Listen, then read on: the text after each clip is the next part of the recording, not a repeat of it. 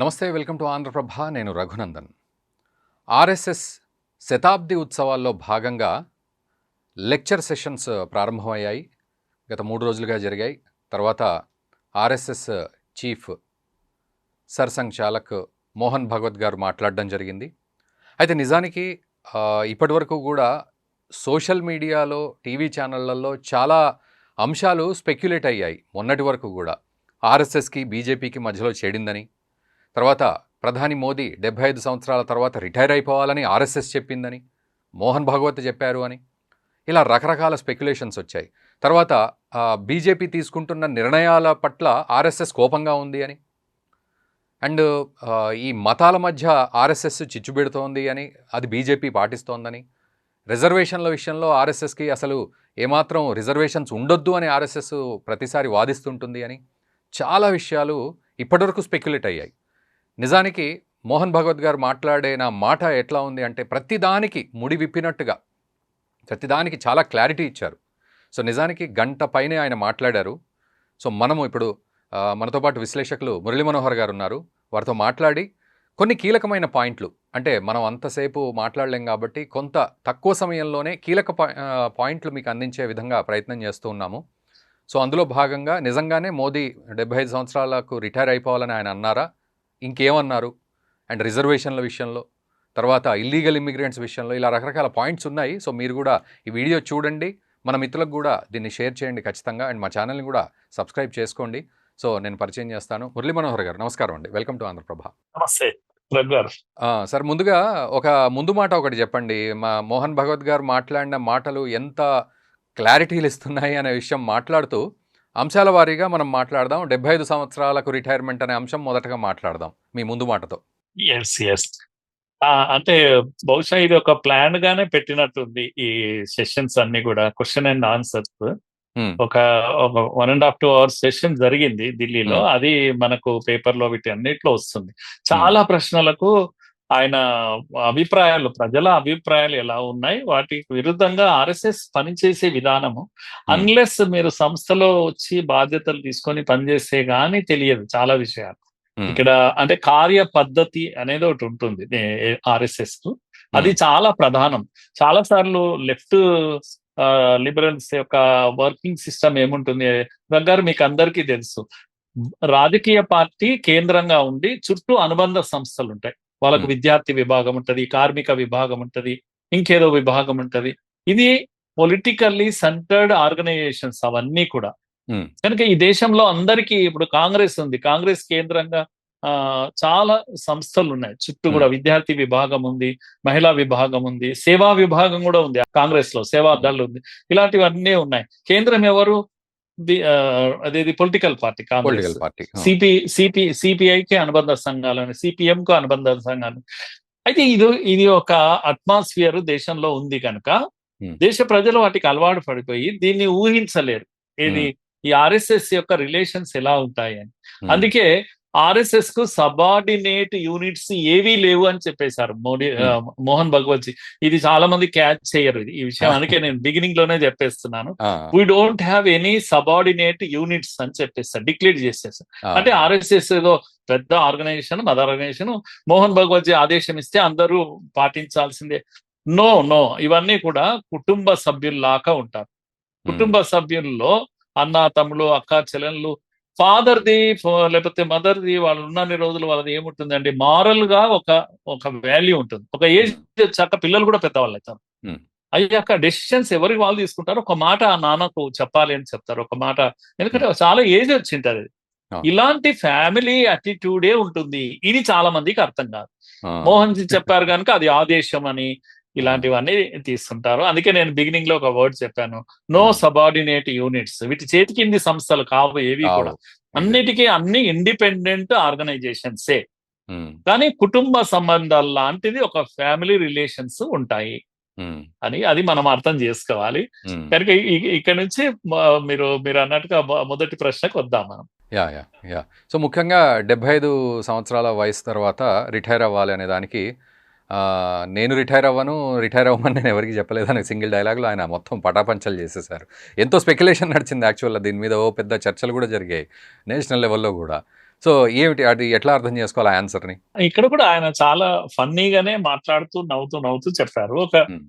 ఇంతకు ముందు జరిగిన సంఘటన కూడా గతంలో ఒకసారి ఈయన 75 ఇయర్స్ అన్నాడని, ఇది ఆదేశమని, మోడీ గారికి దిగిపోవాల్సిందేనని ఇదంతా మీడియాలో చాలా పెద్ద చర్చ జరిగింది. ఎప్పుడు అది నాగపూర్‌లో ఒక పుస్తకము మోరోపంత్ పింగళి గారు, వారు కూడా అఖిల భారత అధికారి. చాలా మందికి ఇప్పుడున్న జనరేషన్ తెలియకపోవచ్చు కానీ, ఆయన ఒక అద్భుతమైన వ్యక్తిత్వం ఆయనది. హ్మ్. ఆయనకు ఒక పేరుండేది రగ్ గారు. ఏంది హ్మ్. అంటే ఆయనకు పబ్లిసిటీ అంటే ఇష్టం ఉండదు. ఓకే. చాలా దూరంగా ఉండేవాడు. కానీ ఆయన అందరికీ తెలుసు మళ్ళా. హ్మ్. పబ్లిసిటీకి దూరంగా ఉండేవాడు. కానీ ఆయన పరిచయం లేనిది ఎవ్వరు ఉండేవాళ్ళు. అలా హ్మ్. అంత వెల్ నోన్ పర్సన్ అతను. ఈజ్ ఎవ్రీవేర్ ఎట్ నోవేర్ అని అనేవాళ్ళు. హ్మ్. అన్నిట్లో ఉంటాడు, అంతటా ఉంటాడు. కానీ నోవేర్ ఎక్కడా కనపడాడు అన్నట్టుగా ఆహా! ఆయనకు పేరు ఉండేది. అనామికంగా ఉండేవాడు. హ్మ్. కానీ అన్నిట్లో ఉండేవాడు. Is well known but less known అని కూడా ఆయనకు పేరుంది. హ్మ్. హ్మ్. Is well known hmm. But less known. గీడియాలో ఎక్కడ పెద్దగా కనబడే హ్మ్. ఇలాంటి ఒక అద్భుతమైన వ్యక్తిత్వం ఆయన. అందుకే ఆయన పైన ఒక పుస్తకము రిలీజ్ అయింది. హ్మ్. ఆయన గురించి చెప్తూ ఆయననే ఒక ఫన్నీ క్యారెక్టర్, చాలా విట్టి అని అంటాం. హ్మ్. విట్టిగా ఎప్పటికప్పుడు ప్రతి విషయంలో జోక్స్ వేసే ఒక వ్యక్తిత్వం ఆయనది. హ్మ్. అయితే ఆయన ఒకానొక సంఘటన గురించి చెప్తూ శేషాద్రి గారు అంటే సర్కారేవా గారు వాళ్ళు హ్మ్. ఇప్పుడు హ్మ్. ఇప్పుడు దత్తాత్రేయ వసబడేలాగా జనరల్ సెక్రటరీ హ్మ్. శేషాద్రి గారు వారికి శాల్వా కప్పారు. ఏదో హ్మ్. ఒక సందర్భంలో ఒక ప్రోగ్రామ్ లో 70 ఏళ్లు నిండాయి. హ్మ్. ఆ సందర్భంగా ఆయన ఒక శాల్వా కప్పి అంతమంది ఉన్నారు కనుక 2 మాటలు మాట్లాడండి అని అన్నారు. హ్మ్. అంటే వెంటనే మోరోపంత్ ఇంకెందుకులేండి మరి ఇంత మర్యాద అవసరమా అంటే నేనేం బాధపడతానని నన్ను మాట్లాడమంటున్నారు ఆ! కనుక నేను మాట్లాడే అవసరం లేదు. నాకు విషయం కమ్యూనికేట్ అయిపోయింది. షాల్ కప్పారు అంటే ఇంక కిందికి వెళ్ళి కూర్చోండి ఒక మూలన అని హ్మ్. చెప్పినట్టు. హ్మ్. కనుక హ్మ్. 70 ఏళ్ళు నిండాయి. హ్మ్. ఇంక చాలు, వేదికల పైన కూర్చునేది ఇక చాలు అనే హ్మ్. సందేశం మీరిచ్చారు. మళ్ళా హ్మ్. నేను మాట్లాడడం ఎందుకులేండి అని నవ్వుతూనే హ్మ్. చెప్పేశారు. హ్మ్. ఇవి ట్రెడిషన్స్ ఇవి ఓకే. ట్రెడిషన్స్ పెద్దలు ఏం చేశారంటే ఇలా నవ్వుతూనే కొన్ని ఎస్టాబ్లిష్ చేశారు ఆర్ఎస్ఎస్‌లో. హ్మ్.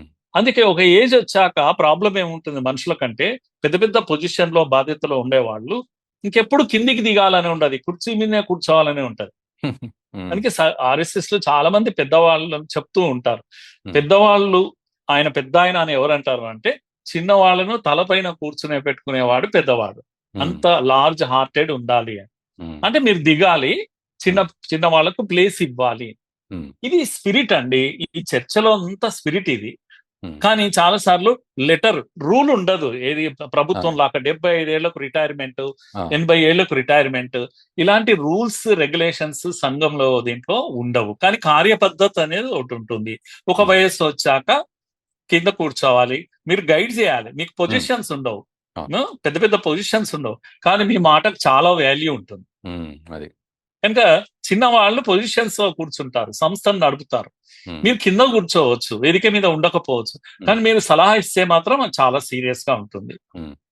ఇలాంటివన్నీ కూడా ఒక అండర్‌స్టాండింగ్ ఉంటుంది ఆర్ఎస్ఎస్‌లో. హ్మ్. ఇది చాలా మందికి తెలియదు. తెలియదు. ఈ అవును. స్పిరిట్ లెటర్ అండ్ స్పిరిట్ అని ఉంటాయి ప్రతి దానికి కూడా. హ్మ్. దీన్ని పాటించాలి. ఇప్పుడు మోడీకి వర్తిస్తుందా? వర్తించదా? అంటే తీసుకుంటే వర్తిస్తుంది. తీసుకోక వర్తించదు.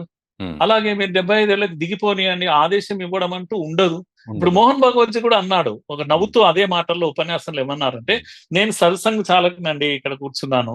మీరు హ్మ్. అనుకుంటున్నారా ఈ పదవి నాకు పర్మనెంట్ అని? అవును. లేకపోతే 75 ఏళ్ళాక రిటైర్ అవుతాను నేను. హ్మ్. నాకు రిటైర్మెంట్ బెనిఫిట్స్ ఇవ్వండి అంటే ఇస్తారనుకుంటున్నారా? హ్మ్. ఏ బెనిఫిట్ ఉండదు. నా ఏ బెనిఫిట్ ఉండదు. ఆ! తర్వాత ఇక్కడే మీ మీటింగ్‌లో 10 మంది ఉంటారు. ఈ ఈ ఆ! ఈ పొజిషన్‌కి అర్హత ఉన్నవాళ్ళు 10 మంది ఉంటారు. మీరు హ్మ్. చూడండి." హ్మ్. అని నవ్వుతూ అక్కడ అక్కడ చాలా మంది ఉన్నారు ఆ! సీనియర్స్. చెప్తూ ఏమన్నారంటే, హ్మ్. వాళ్ళంతా చాలా బిజీగా ఉన్నారు.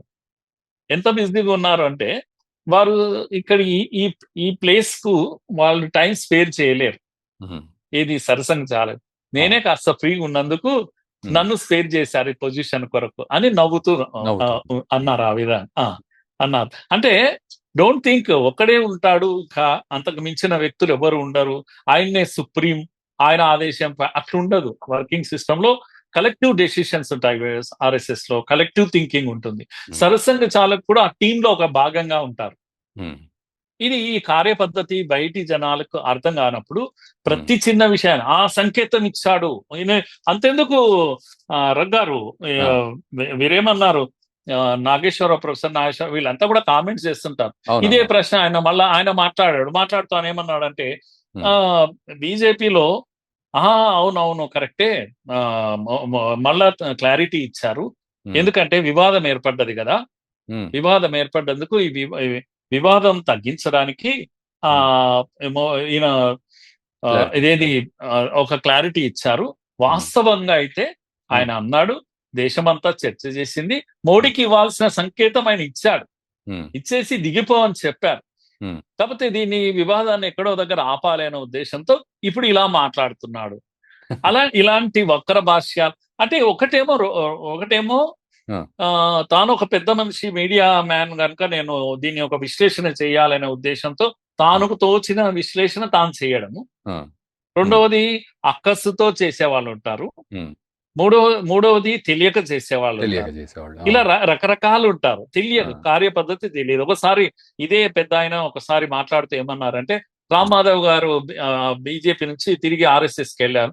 ఎందుకో ఇది చాలా అనూహ్యమైంది, ఆర్ఎస్ఎస్ లో ఎప్పుడు కూడా ఒక ప్రచారం బీజేపీకి ఇచ్చారంటే మళ్ళీ ఎప్పుడు తీసుకోరు, రిటర్న్ వెళ్ళడు, అసలు లైఫ్ లాంగ్ ఇక్కడే చేస్తారు, అలాంటిది ఏమో జరిగింది అని ఇలా మాట్లాడాడు. అసలు రామ్ నాయక్ అని ఇప్పుడున్న ఆయన ఎవరు, సంతోష్ జీ కన్నా ముందు రామ్ నాయక్ ఉండేవాడు. రామ్ నాయక్ చాలా ఏళ్ళు బీజేపీకి ఉండేవాడు సంఘటన మంత్రిగా, మళ్ళీ ఆర్ఎస్ఎస్కి వెళ్ళిపోయారు.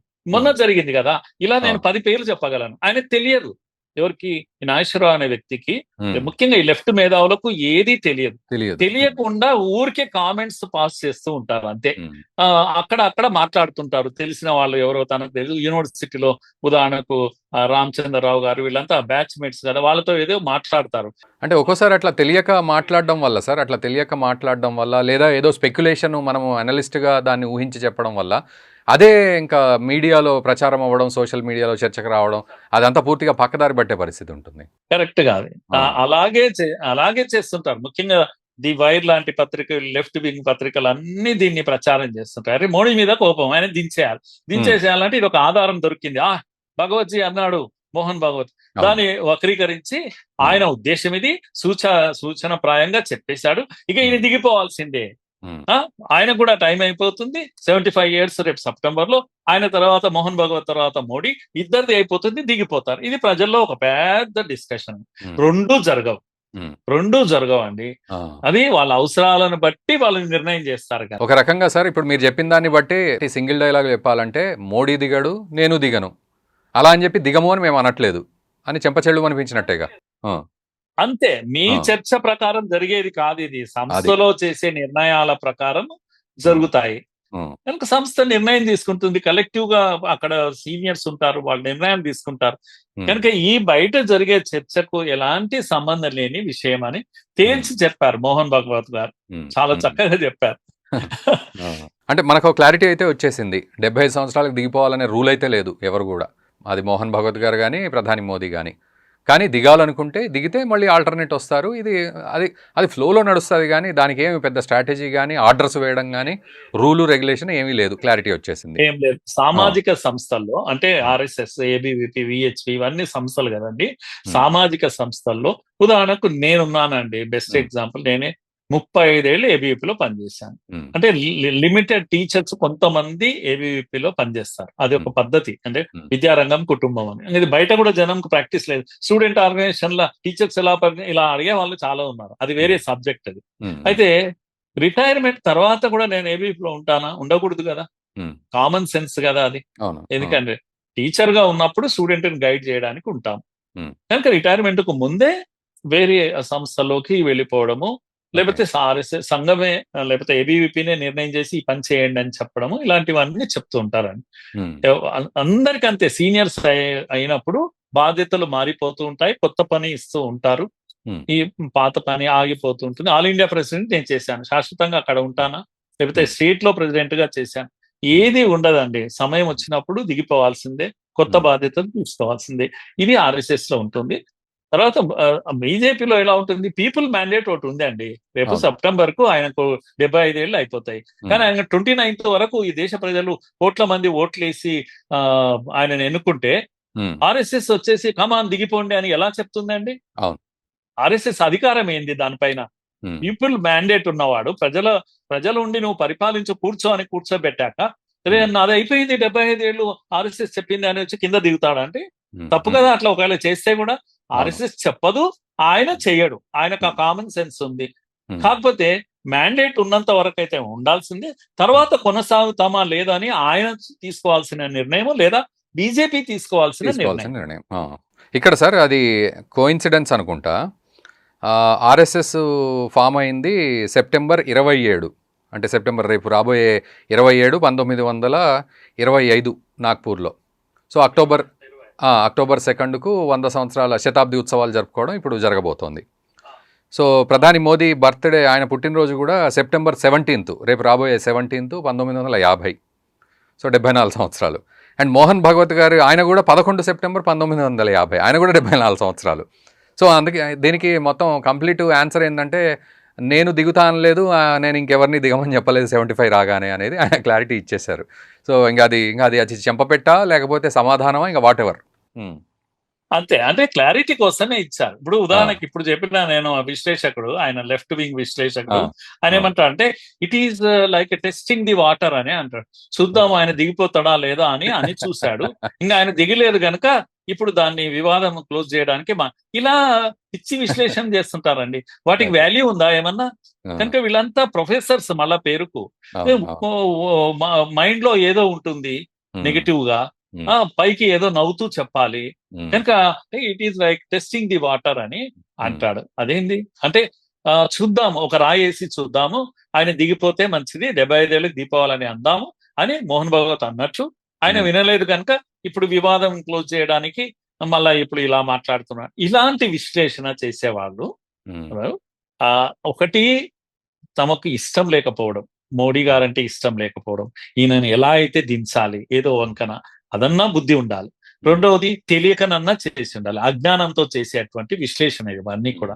అలాంటిది ఏమీ ఉండదు. టెస్టింగ్ వాటర్ ఉండదు, టెస్టింగ్ ఇది ఏమీ ఉండదు. అంతగా కావలిస్తే వాళ్ళ ఎంత స్నేహం ఉంటుంది అంటే మోడీ గారు స్వయంగా పిలిచేసి, లేదంటే మోహన్ జీ స్వయంగా పిలిచి ఏమండి మరి మీరు దిగిపోతారా, బాగుంటది కదా అని అవసరమైతే మాట్లాడుకోవచ్చు. దాని పబ్లిక్ లో ఇలా అక్కడ చూస్తూ ఇక్కడ చూస్తూ దీనిపైన వేసి మాట్లాడేంత అవసరం ఏముంటుంది? అంత చీప్ గా అంత అవసరం లేదు. అటువంటి సంస్థ కాదు, సంస్థ కాదు. సరే సార్, ఇప్పుడు బీజేపీ ప్రెసిడెంట్ విషయంలో కూడా ఆర్ఎస్ఎస్ఏ బీజేపీ ప్రెసిడెంట్ని సెలెక్ట్ చేస్తుంది అంటే మేము ఇంత సమయం పట్టేదే మాకు అని అనేసరికి అందరూ నవ్వారు.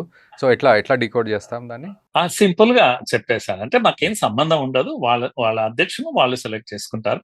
అదే అయితే మరి ఇన్ని రోజులు ఎందుకు వెయిటింగ్ లో ఉంటారు? ఆర్ఎస్ఎస్ సెలెక్ట్ చేసేటట్టుంటే మేము అలా ఆలస్యం చేయం కదా అనే విషయం చాలా నవ్వుతూనే చెప్పేశారు. అంటే మాకేం సంబంధం ఉండదు, ఏ సంస్థ వాళ్ళు నిర్ణయం తీసుకుంటారు, ఆర్ఎస్ఎస్ జోక్యం చేసుకోదు దీంట్లో అనేది చాలా క్లియర్ చేశారు. ఓకే, రిజర్వేషన్స్ పాలసీ గురించి కూడా క్లారిటీ ఇచ్చారు సార్. దాని మీద ఇది చాలా విషయం చాలా ఇంపార్టెంట్ అండి ఇది. ఎందుకంటే ఆర్ఎస్ఎస్ పైన ఒక అపవాదు ఇదే, ఈ లెఫ్ట్ వింగ్ వాళ్ళు చేసే అపవాదు ఏంటంటే RSS hard core RSS always against reservations. ఎందుకంటే ఇది ఒక బ్రాహ్మణిక సంస్థ కనుక రిజర్వేషన్స్ వ్యతిరేకం. ఇలాంటి పిచ్చి మాటలు అన్ని మాట్లాడతాం. కానీ ప్రతిసారి కూడా మోహన్ భగవత్ లాంటి వాళ్ళు, అంతకు ముందున్న సరసంఘ చాలకులు క్లియర్ చేస్తా ఉన్నారు ఆర్ఎస్ఎస్ ఈజ్ ఫర్ రిజర్వేషన్స్. మేము రిజర్వేషన్ కు అనుకూలంగా ఉన్నాం. ముఖ్యంగా రాజ్యాంగబద్ధమైన రిజర్వేషన్స్ ఏవైతున్నాయో అది అమలు జరిగి తీరాలి అనే విషయం చాలా క్లియర్ గా ఆర్ఎస్ఎస్ చెప్తూనే ఉంటది. అయినా ఎప్పుడైనా రివ్యూ జరగాలనగానే పెద్ద వివాదం క్రియేట్ చేస్తారు. రివ్యూ అన్నదంటే ఎత్తేయాలని చూస్తుంది అనేటువంటి వివాదము సృష్టించే ప్రయత్నం చేస్తుంటారు. అందుకే ఆయన ఒక మాట అన్నారు చాలా క్లియర్ గా, RSS will bat for reservation till the beneficiaries do not feel the need for it. మేము రిజర్వేషన్ కావాలని అడుగుతూనే ఉంటాం. ఎప్పటి వరకు అడుగుతాము అంటే బెనిఫిషియరీస్ ఎవరైతే దీని బెనిఫిట్ పొందుతున్నారో వాళ్ళు మాకొద్దు మరో ఈ రిజర్వేషన్స్ అని వాళ్ళు అంటారు. మాకు అంత అవసరం లేదు మాకు ఇప్పుడు అని అంటారు చూడండి. అప్పటి వరకు మేము అడుగుతాం. ఇంత క్లియర్ గా ఏ సంస్థ చెప్పలేదు రిజర్వేషన్ ఎంత కాలం ఇంకా కొంతకాలం ఉండాలి అని చెప్పే వాళ్ళు ఉన్నారు. ఈయనేమంటున్నాడు, అయ్యో ఎవరైతే బాధితులు వాళ్ళు కోరుకుంటున్నారో వాళ్ళు కోరుకున్నంత కాలం ఉంటుంది రిజర్వేషన్, ఉండాలనే అంటాం మేమైతే అని చెప్పాడు. ఇదొక మాట చెప్పాడు. అలాగే క్యాస్ట్ సిస్టమ్ దీన్ని కనెక్ట్ చేస్తే ఏమన్నారంటే, ఈ దేశంలో క్యాస్ట్ సిస్టమ్ అనేది ఒకప్పుడు ఉండేది, ఇప్పుడు దాని యొక్క రిలవెన్స్ పోయింది, తగ్గింది, కేవలము మిస్యూజ్ చేసే వాళ్ళే ఉన్నారు. క్యాస్ట్ అనేది లేదు, దాని రిలవెన్స్ తగ్గిపోయింది, కాకపోతే మిస్యూజ్ చేస్తా ఉన్నారు. అయితే రిజర్వేషన్స్ విషయంలో దీన్ దయాళ్ జీ యొక్క పాలసీ ఒకటి ఉంది, మాది హిందూ పాలసీ అంటాం దాన్ని. ఏంటి అంటే, బాధితుడు అట్టడుగున ఉన్నవాడు ఎప్పుడు పైకి ఎదగడానికి ప్రయత్నిస్తూనే ఉండాలి. బావిలో పడ్డవాడు ఉన్నాడు, వాడు కష్టపడి పైకి ఎక్కాలి, ఏదో ఒకటి దొరికిన ఆధారం చేసుకొని పైకి ఎక్కుతూ ఉండాలి.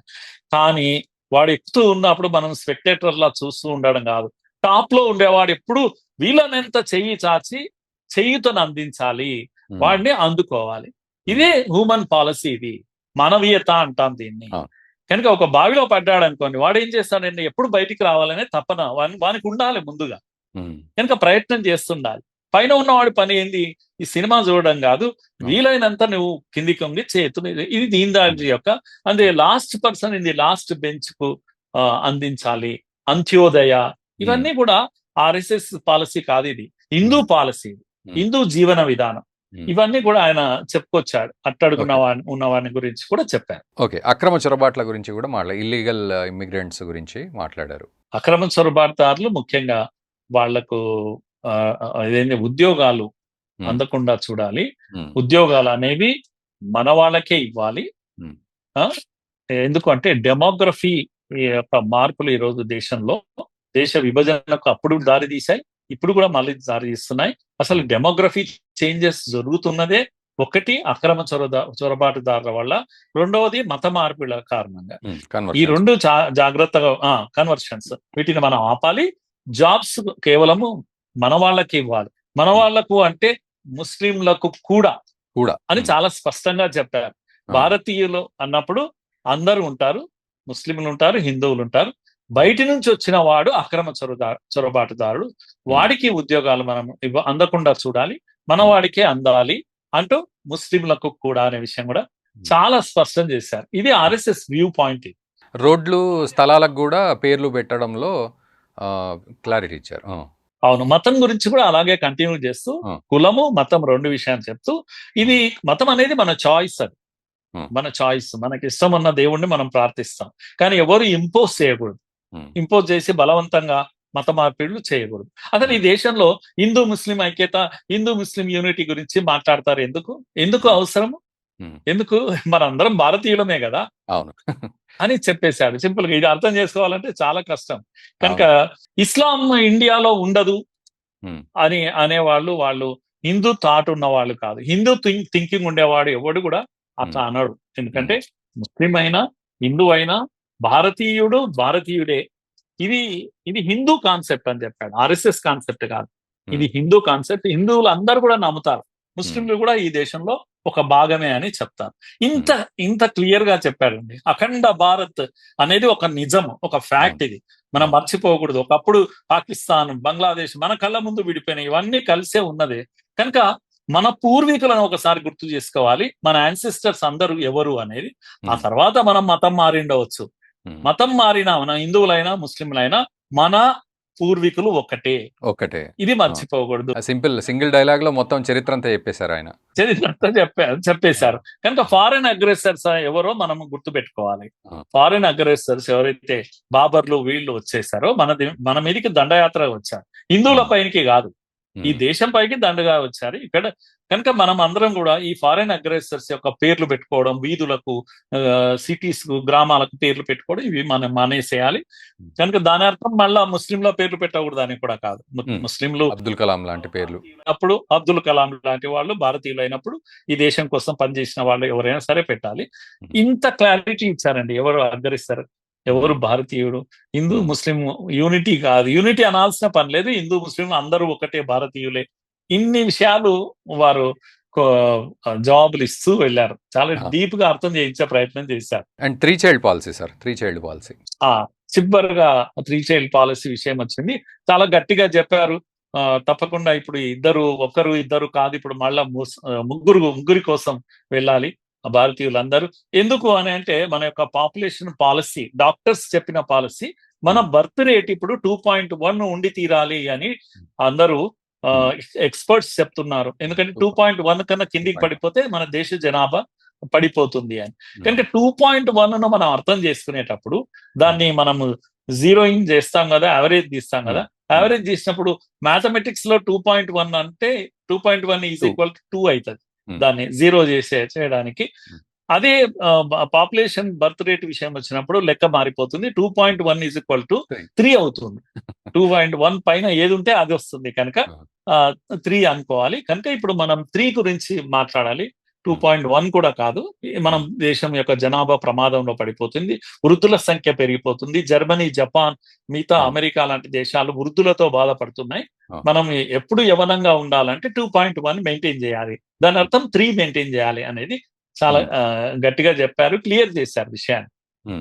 బీజేపీ ఆర్ఎస్ఎస్ రిలేషన్స్ విషయంలో కూడా కొంత తేడా వచ్చిందని, పెద్దలలో మాట తేడా వచ్చింది. ఇవి అన్నీ కూడా చాలా ఇది కూడా జరిగింది, స్పెక్యులేషన్ బాగా ఒక కన్ఫ్యూజన్ క్రియేట్ అయింది. సో ఆయన దాని గురించి కూడా క్లారిటీ ఇచ్చారు కదా. సో దాంతో మనం ముగిద్దాం బీజేపీ అండ్ ఆర్ఎస్ఎస్ రిలేషన్స్ విషయంలో. ఆ విషయం కూడా చెప్తూ, మాకు అందరితో సంబంధాలు ఉన్నాయి, కేంద్రంతో, రాష్ట్రాలతో, అందరితో మంచి రిలేషన్స్ ఉంటాయి మాకు. అసలు గమ్మతుందంటే దీన్ని, అంటే నేను క్లారిఫై చేస్తున్నాను, దీని కార్యపద్ధతి తెలియని వాళ్ళు ఇలా మాట్లాడతారు గారు. ఇయర్లీలో, సంవత్సరంలో 1-2 సార్లు ప్రత్యేకంగా ఈ సంస్థల యొక్క హెడ్స్ అందరూ కూర్చుంటుంటారు. దేని కొరకు కూర్చుంటారు అంటే ఊరికే స్నేహం కొరకు కూర్చుంటుంటారు. ఈ సంస్థల మధ్య ఎంత చక్కటి కోఆర్డినేషన్ ఉంటుంది అంటే ఎవరికి ఆదేశాలు ఇవ్వరు, కానీ అందరూ అందరినీ అండర్స్టాండ్ చేసుకొని ముందుకు వెళ్తుంటారు. కనుక ఎవరికి అనుబంధం కాదు, ఇండిపెండెంట్ ఆర్గనైజేషన్సే, కానీ ఒక ఫ్యామిలీ వాతావరణం ఉంటుంది, ఆ రిలేషన్స్ ఉంటాయి. అదే విషయం వారు చెప్తూ, అందరితో మాకు సంబంధాలు ఉంటాయి, ఎవరికి ఆదేశించేది ఉండదు, సూచనలు మాత్రమే చేయగలుగుతుంటాం మేము అనే విషయం కూడా చెప్పారు. అంతే. ఆ సూచననే ఒక ఆదేశంగా తీసుకునే వాళ్ళు కూడా ఉంటారు. ఇప్పుడు మన పెద్దవాళ్ళు ఏదైనా చెప్పేటప్పుడు, చూడరా ఇలా చేస్తే బాగుంటుంది అని అదే గొప్ప ఆదేశంగా మనం భక్తితో, ప్రేమతో అలాంటి ప్రాక్టీసెస్ మన హిందూ జీవన విధానంలో ఉన్నాయి. అలాంటి పద్ధతే ఆర్ఎస్ఎస్ లో కానీ మిగతా సంస్థల్లో ఉంటుంది. వారు కూడా అదే విషయం క్లియర్ చేశారు. ఓకే. సో ఓవరాల్గా ఒక సింగిల్ లైన్ కంక్లూజన్ ఇవ్వండి సార్ ఈ అంశం మీద. సో ఇప్పటికైనా ఒక రకమైన క్లారిటీ అయితే అద్భుతంగా వచ్చిందనే చెప్పాలి. అండ్ రాబోయే రోజుల్లో ఈ శతాబ్ది ఉత్సవాలు కూడా ఘనంగానే జరుగుతాయి, పెద్ద ఎత్తున జరుగుతాయి అనేది తెలుస్తోంది. సో ఓవరాల్గా ఒక చివరి అంటే కంక్లూజన్, సందేశం కూడా.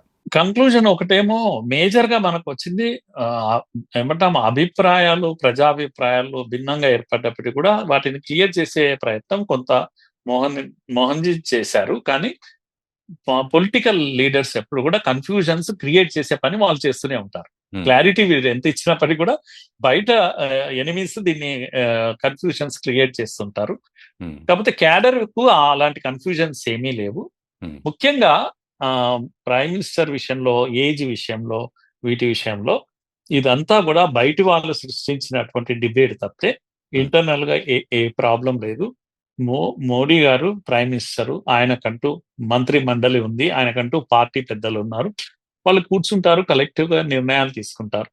కనుక ఆర్ఎస్ఎస్ చెప్తున్న దానికి, ఎక్కడెక్కడ మధ్యలో మీటింగ్ లో మాట్లాడే దానికి, అర్థాలు పెడర్థాలు ఇవన్నిటికీ సంబంధం లేదు అనే లైన్ అయితే మనకు చాలా స్పష్టంగా అర్థమవుతుంది ఈ డిబేట్ లో. Right sir, thank you very much Murali Manohar గారు. సో చాలా క్లారిటీ ఇచ్చారు.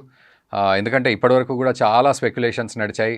ఎందుకంటే మనం మీడియాలో చూసినా కూడా మోదీ దిగిపోతారని, లేకపోతే ఏవేవో స్పెక్యులేషన్స్, అసలు అనవసరమైన చర్చలు పెట్టిన సందర్భాలు ఉన్నాయి. బట్ ఈరోజు వాటన్నిటికీ కూడా ఫుల్ స్టాప్ పడ్డాయని ఆశిస్తున్నాం. అండ్ మీరు ఇచ్చిన ఈ డీకోడ్ ఏదైతే చేశారో ఇది ప్రతి ఒక్కరు కూడా అర్థం చేసుకుంటారనే భావనతోటి. Thank you very much sir. Thank you. So అదండి పరిస్థితి. మొత్తానికి చాలా అంశాలు ఈవెన్ ఆర్టిఫిషియల్ ఇంటెలిజెన్స్‌ని కూడా ఆర్ఎస్ఎస్ ఉపయోగిస్తుంది అని చెప్పారు భవిష్యత్తులో. అండ్ ఇంటర్నేషనల్ రిలేషన్‌షిప్స్ కూడా ఉండాలి. ఇప్పుడు అమెరికా తోటి మనకి ఇట్లాంటివి ఉన్న పరిస్థితులు అని చెప్పి ఇవన్నీ కూడా చాలా విషయాలు మాట్లాడారు. దాదాపు గంట పాటు మాట్లాడారు. అన్ని విషయాలకు కూడా పూసగుచ్చినట్లు మాట్లాడారు. తక్కువ మాటల్లో ఎక్కువ క్లారిటీ ఇచ్చేశారు. ముడివిప్పేశారనే చెప్పాలి నిజం చెప్పాలంటే. అట్లా మాట్లాడారు. సో అందులో కీలకమైన అంశాలను మనం డీకోడ్ చేశాం. మురళీ మనోహర్ గారు కూడా చక్కగా విశ్లేషించారు. ఈ వీడియోని మీరు లైక్ చేయండి, ఛానల్ సబ్స్క్రైబ్ చేయండి అండ్ ఖచ్చితంగా ఈ వీడియోని మీ మిత్రులకు కూడా షేర్ చేయండి. Thank you very much.